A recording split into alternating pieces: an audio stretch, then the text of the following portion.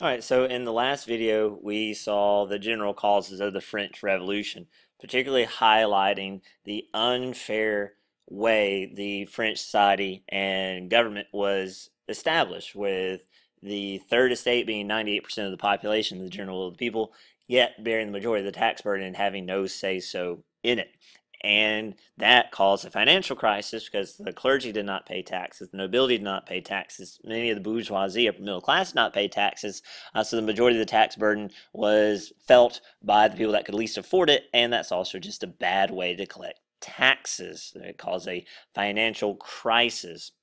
The crisis got so bad that in May of 1789, Louis XVI called the Estates General into session. The Estates General was kind of, sort of like a Congress that represented each of the three estates.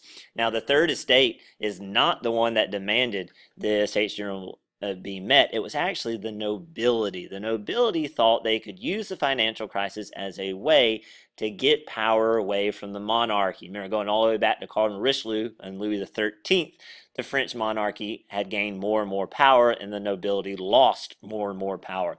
Well, the nobility now understand that they have what the French government wants and needs: money. So the members of the nobility told Louis XVI, you have to call the Estates General into session so we can discuss taxation. Right? So this started off as a revolution of the nobility, but it quickly gets hijacked by the Third Estate. One reason being is because at first there was disproportional representation within the Estates General. At first, each estate had the same number of representatives, which the Third Estate did not think was fair because they're 98% of the population, but they had the same number of representatives as the First Estate did, and they're only 0.5% of the population. Now, eventually, Louis did agree to double the number of representatives the Third Estate had, but that didn't matter because each estate received only one vote. Not each representative received a vote, each estate received one vote for a grand total of 3 votes. And of course, the way that was set up is the first and second estate could always tag team against the third estate, even though the third estate represented 98% of the population. On top of that, the representatives did not all meet together in the same room. Each estate met separately because there were members of the first estate and there were members of the second estate who were sympathetic with the third estate, but they can't all rally together because they meet separately. So, as the Estates General begins to meet at the Palace of Versailles, the third estate are constantly complaining about the inherent unfairness of this system until eventually on June 17th, the third estate gets basically tired, sick and tired of dealing with it. And so they just decide on their own that they will no longer be called the third estate, but they will be called the National Assembly, and that they will decide the nation's taxes because they are 98% of the population. Therefore, they are the general will of the people. They are the social contract, was their argument. So they just announced, they are just telling the government and Louis XVI, we are doing this. We are the National Assembly. We will decide taxation. That was on June 17th. That was a big deal. On June 19th, some of the clergy and some of the liberal nobles joined the National Assembly. So Louis is growing increasingly concerned that he's losing control of the situation because now members of the clergy are supporting this brand new National Assembly. Now some of the nobility, the liberal nobility, are supporting. As don't forget, not all clergy are the same. Big difference between a poor parish priest who lives out in the country, in the village, and an archbishop who probably came from nobility. Right? So a lot of those poor parish priests, they're siding with the third estate. And like I said, there were nobles influenced by the Enlightenment and just intelligence and logic who realized the system was unfair and probably also realized they're 98% of the population. If the third estate decides to kill us all, we're in trouble. We should probably get in front of this. Right? So Louis responds by, on June 20th, locking the door to the meeting room of the National Assembly and ordering them to disperse and ordering each estate to meet separately once again. And this does not have the desired effect. This does not intimidate the National Assembly at all. It just makes them even angrier. So they storm into a nearby indoor tennis court where the National Assembly, which now includes some members of the clergy and members of the nobility, all take this oath, the Tennis Court oath, this promise that they will keep meeting until they create a constitution, because they are 98% of the population. This is a huge deal. They are openly defying their king. Louis XVI said disperse, they are not dispersing, right? He says meet separately, they are not meeting separately. He is saying that they are not the National Assembly, they're still calling themselves the National Assembly. They are openly defying their king. And then Louis shows his lack of leadership, and he begins to go back and forth on exactly what to do, right? On June 23rd, Louis orders the National Assembly to stop meeting. On June 27th, he changes his mind, says, okay, you can meet. But then in July, he actually orders the French military, part of the French military, to begin moving towards Paris.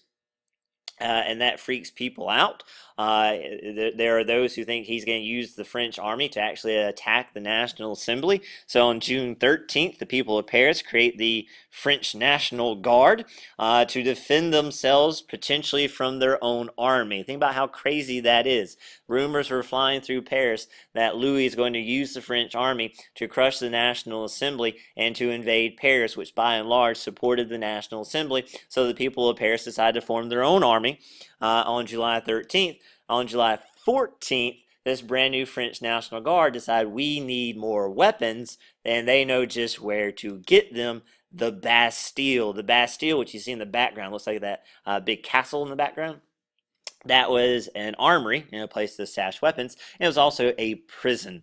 Now, it was not a prison that was used frequently by 1789, but what it represented was the unfair system of the French government. The French king had the power essentially to throw anyone he wanted for any reason into the Bastille. So the Bastille was a physical symbol of how unfair the French system was. So not only was there guns in there, was the practical reason why they wanted to attack the Bastille is because of what it represented, right? So on July 14th, 1789, this angry mob, aka the French National Guard, began to attack the Bastille. And eventually the guards inside surrender. The people storm the Bastille. They free the few prisoners that are inside. They take all the weapons and proceed to murder the guard and chop off their heads and begin to tear down the Bastille brick by brick. Right? Some people are trying with their bare hands to tear it down because of what it represented. That's why if you visit Paris, you don't see the Bastille anymore. They tore it down because of what it represented. This is also a sneak peek of what's to come. Because I said the guards surrendered, but they slaughtered the guards and chopped off their heads, and then began to parade their heads around the streets of Paris like trophies. This becomes a common occurrence in the French Revolution. At the worst part of the French Revolution, the Reign of Terror, beheading will be a common method of execution, and displaying the heads of the executed will also become common. And so this, right, makes Louis panic. This strengthens the power of the National Assembly because they know that the people are on their side. But what happens is the violence spreads from Paris throughout France. The great fear, the great panic begins to spread throughout France. Throughout France, nobility started to be attacked and murdered, and homes burned down, and public records destroyed. It got so bad that the National Assembly was like, we've got to do something to calm the people down. So on August 4th, the National Assembly issues the August 4th decrees, which ends the relics of feudalism. No more special privileges of the nobility. And then days later, on August 26th, they issue the Declaration of Rights of Man and Citizen. This is not a constitution. It's more of a temporary document until they can get a constitution. And this Declaration of Rights of Man and Citizen lists the rights that the National Assembly believe all French people should have. So, for instance, it says that you will now have freedom of religion. It says you now have freedom of speech. It says you now have freedom of the press. It says that now everyone is going to pay taxes. Everyone is going to pay taxes. It says that all political offices are now opened up to everybody, regardless of class. It guarantees that people will be treated equal under the law. It guarantees innocent until proven guilty. It guarantees that you will not be tortured. So a lot of those ideas should sound familiar because they are Enlightenment ideas, and they are also found in the U.S. Constitution, which helps inspire the Declaration of Rights of Man and Citizen. And at least for a little while, this does enough to calm the people down. But when you stop and think about it, as awesome as all of these events are, the storming of the Bastille, which traditionally marks the beginning of the French Revolution, the Declaration of Rights of Man and Citizen, which is a fantastic document, has great ideas, none of this solves France's actual problems. There are still food shortages, and there's still a financial crisis to deal with. So you get into the fall of 1789, right, and there are still bread shortages. People are still struggling to feed their families, right? And then even worse, there was a rumor that at Versailles, the royal family threw this big party with a bunch of their noble friends. And at this party, which of course they have plenty of food to eat while the people of Paris are starving, while at this party, the royal family, Marie and Louis, take the flag of the French Revolution, the tricolore, which you see on the screen. They took it, threw it on the ground, and walked and danced upon it as a sign of disrespect. Right? When word of this spreads, particularly because of a journalist named Marat. I'll talk more about him later. Right? This angers the people of Paris, particularly a group of women called the fisherwomen. Right? These are the women that work in the fish markets, right? They are low income. They can't feed their family, right? These are big, strong women because they have to carry the heavy loads of fish, right? They have big knives they use to scale and clean the fish, right? They have a fearsome reputation, and they hear the stories. Here's the royal family live in their palace with all this food, and they don't care about us, and they're making fun of us, and they're disrespecting the revolution. Let's go and do something about it. So the fisherwomen march from Paris to Versailles, and as they march, other people join and men join.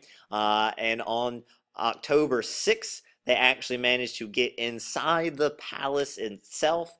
They storm the palace looking for Marie and Louis. They slaughter every guard that they find. They destroy Marie Antoinette's bedroom. When they find the royal family hiding in fear, they force the royal family to move back to Paris, where the royal family will be forced to live so the people can keep an eye on them.